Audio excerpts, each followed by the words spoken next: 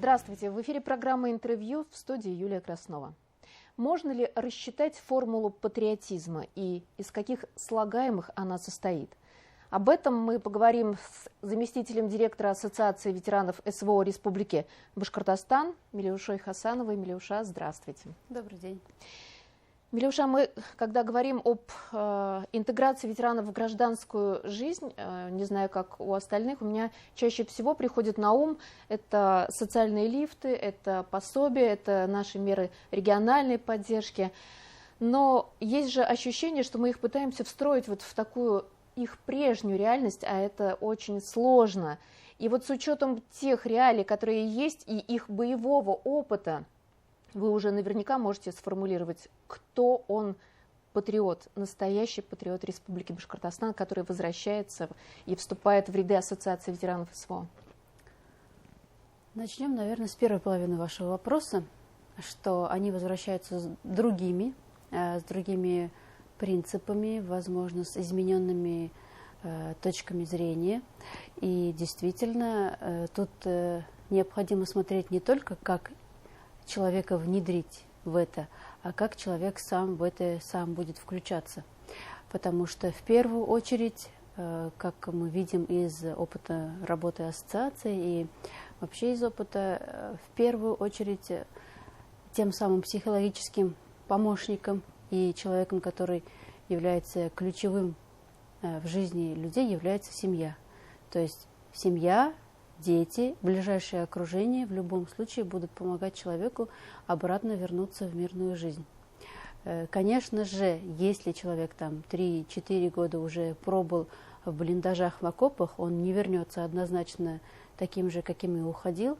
В любом случае у него появятся уже другие запросы и другие требования. И в этом случае, как мне кажется, и я не одна в своем таком суждении, в первую очередь нужно показать людям, что они нужны, они полезны, и их опыт без сомнений нужен в мирной жизни.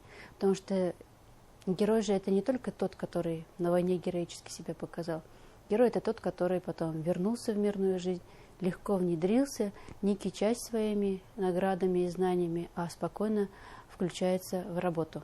Ну а как быть с той самой семье, которую мы всегда называем надежным тылом? Происходит же наверняка эмоциональное выгорание. Может быть, что-то можете посоветовать? Я знаю, что папа у вас служил. Да, ну исходя из вот нашего семейного, да, своего опыта, я могу сказать, что работа домашних, будем так называть, да, принятие полное в каком-то моменте, не осуждение, а наоборот просто, там, как это говорится-то, постоянные соглашения и уступки в каком-то моменте показывают и помогают бойцу, вернувшемуся со специальной военной операции, и вообще людям, столкнувшимся вот с такими экстремальными условиями. Но и иногда, мне кажется, небольшая встряска, возвращение человека в обычное русло, сказать, ты уже не на войне, давай включаться аккуратненько. И это тоже важно и полезно. Ну, нужно чередовать и понимать четко, в какой момент, может быть, оказать более мягкую поддержку, а где включить вот эту строгость. Вы пропускаете через себя очень много судеб, очень много боли. Как вам самой удается восстанавливаться? И удается ли? Самым большим стимулом и мотиватором в данной нашей работе являются те же самые ветераны. Потому что, когда ты видишь, что вот там пару месяцев назад к тебе приходил немного потерянный человек, который разучился жить в мирной жизни, а сейчас благодаря тому, что вы его постоянно интегрируете в общество, помогаете ему вписаться, делиться своим опытом и так далее, человек возвращается к жизни, понимает, что он и здесь нужный и полезный, и что он и здесь тоже может быть не менее героическим человеком, то ты, конечно, видишь вот эту трансформацию, и от этого становится еще интересней, и желание работать тоже увеличивается. Я знаю, что у вас есть исключительный навык или ваша индивидуальная особенность. Вы запоминаете людей, но вам с ними нужно соприкоснуться, чтобы запомнить эту историю. Вот, может быть, какая-то история потрясла вас до глубины души? Хотела, отвечая на ваш первый вопрос по поводу формулы патриотизма, сказать, что Мы все в какой-то степени патриоты. У кого-то это больше проявляется, у кого-то меньше проявляется. И действия, в которых проявляется этот патриотизм, тоже разные бывают. И вот недавно только слушала эту историю, она меня просто очень тронула, и я хочу ей поделиться с вами и рассказать, что это тоже проявление патриотизма. У нас есть ветеран специальной военной операции в Калтасинском районе Эдуард Маркович. Взрослый мужчина, ветеран, такой уже опытный человек. И он рассказывает, я вот, говорит, бросил недавно свою пагубную привычку курить. И я говорю, а что вас подвигло? Он постоянно ходит на уроки мужества, он пришел в садик проводить урок мужества. И кто-то из детей, они же все-таки непосредственные, что думают, то и говорят, сказал, а от вас пахнет сигаретами. И его это как-то вот зацепило, и он 40 лет курил, и вот из-за того, что он показывает пример детям, а он не может быть плохим примером для детей, решил бросить курить. И он с такой гордостью это рассказывал, и это действительно гордость. Такую привычку бросить, потому что ребенок смотрит на тебя волшебными глазами, завороженными. Думаешь, то есть вот эти уроки мужества, да, это не только для детей развивают дух патриотизма, но еще и такую волшебную, целительную обратную связь имеют на самих бойцов, получается. Да. Это же, вот особенно дети маленькие, да, они же смотрят на тебя как на что-то вот уникальное. Например, мои дети смотрят на своего деда так же, как на уникального представителя вот этой вот героической, да, ипостаси. И для них он пример. И я уверена, что для каждого внука и для каждого ребенка его родитель действительно является примером. Поэтому у ветеранов очень огромная такая большая задача перед ними стоит. Вот это вот доверие, кредит доверия, который им возлагается, оправдать все-таки, потому что, он же герой. Он не может быть плохим, он не может быть негативным. Он просто герой. А для нас каждый, кто отдал долг и служил Родине, это безусловный герой. Да, согласна. И еще в вопросах социализации, в вопросах адаптации немалую роль играют некоммерческий сектор. Я знаю, что и Ассоциация ветеранов СВО участвует в грантовой помощи, то есть вы берете гранты, реализуете разные проекты, и в это встроены сами бойцы. Расскажите о вашем примере. Мы за 2025 год, получается, реализовали две грантовые поддержки. Это первый малый грант мы получили на запись подкастов «Голоса подвигов. Молодежь о служении Родине». Это было 12 подкастов с молодыми, основной фактор, участниками специальной военной операции. Потом эти подкасты мы транслировали в образовательных учреждениях, проводили встречи. Молодежи очень зашло. Их подкупает то, что герои сами молодые. То есть до 22? До 30 лет мы взяли все-таки. Да, были очень молодые ребята в том числе, и на них ребята смотрят уже как на ровесников, и то есть у них еще больше хочется взять пример, потому что они же вот вроде свои, там, свойский парень, как будто бы, но у него уже имеется такой большой опыт. Подкасты очень зашли аудитории, прям действительно мы рассчитывали, что у нас будет 7 тысяч просмотров из 12 подкастов, но оказалось, что мы сделали 1 200 000 просмотров, да. Это успех? Я считаю, что это хороший показатель. Сейчас мы хотим, чтобы мы продлили эти подкасты, запись этих подкастов, и также вот пишем грант, чтобы получить поддержку для продолжения этой работы. Следующий грант у нас был большой, огромный республиканский первый образовательный форум «Служу Отечеству», он назывался, он проводится. Теперь мы решили, что он будет проводиться ежегодно? Ежегодно, в День Героев Отечества, 9 декабря.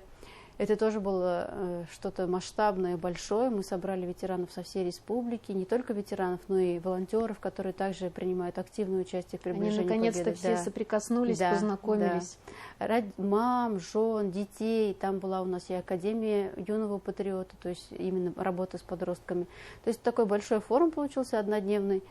И опять же, как показывает отзыв от ветеранов, им такой формат общения зашел. Во-первых, они там образовательную платформу хорошую получили, и по ораторскому мастерству, и по написанию, опять же, этих грантов, по развитию собственного дела.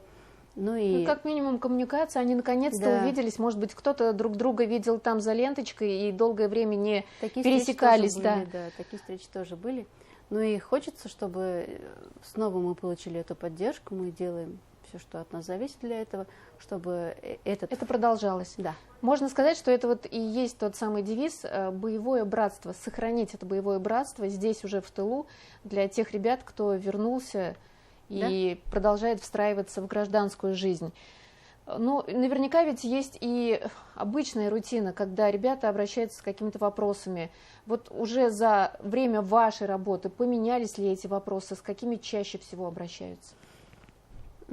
Несмотря на то, что у нас в республике так много мер поддержки, многим ребятам нужно точечно какие-то моменты объяснить, и семьям в том числе. То есть где-то они сталкиваются с какими-то сложностями, бывает, и им нужно это все прояснить, разжевать, грубо говоря, да, и дать направление, как конкретно в их ситуации действовать.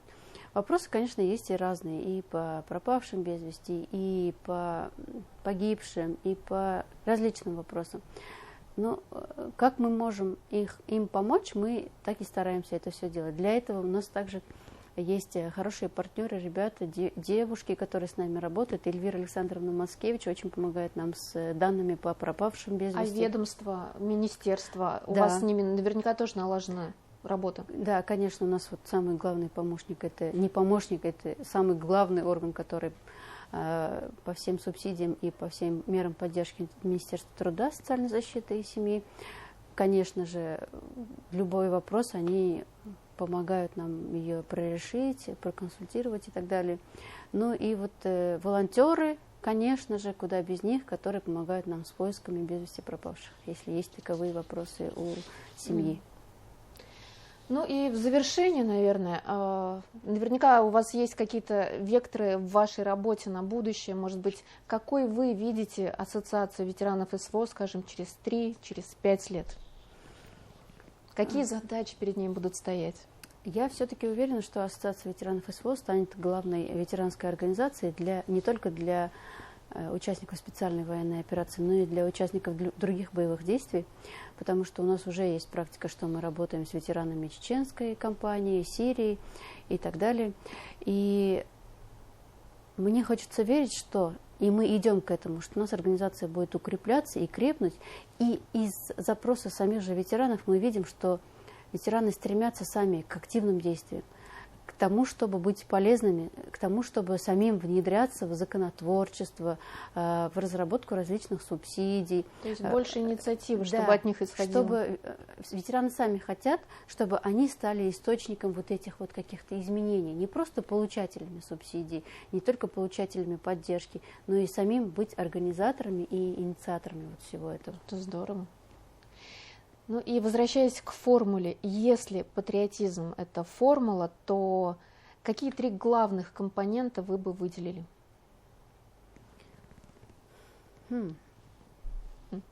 Наверное, это в первую очередь это умение слышать и умение доносить качественную информацию до тех людей, которые ждут эту информацию от тебя. Потому что патриотизм, мы же не можем сказать, что это понятие о том, как любить свою родину. Мы не можем научить, как любить свою родину. Мы можем научить людей гордиться своей родиной. Но и уважать друг друга, и все-таки делать все, исходя из любви, энергии любви. Я напоминаю, что сегодня в гостях программы «Интервью» была заместитель директора Ассоциации ветеранов СВО Республики Башкортостан Милюша Хасанова. А с вами была Юлия Краснова. До встречи в эфире.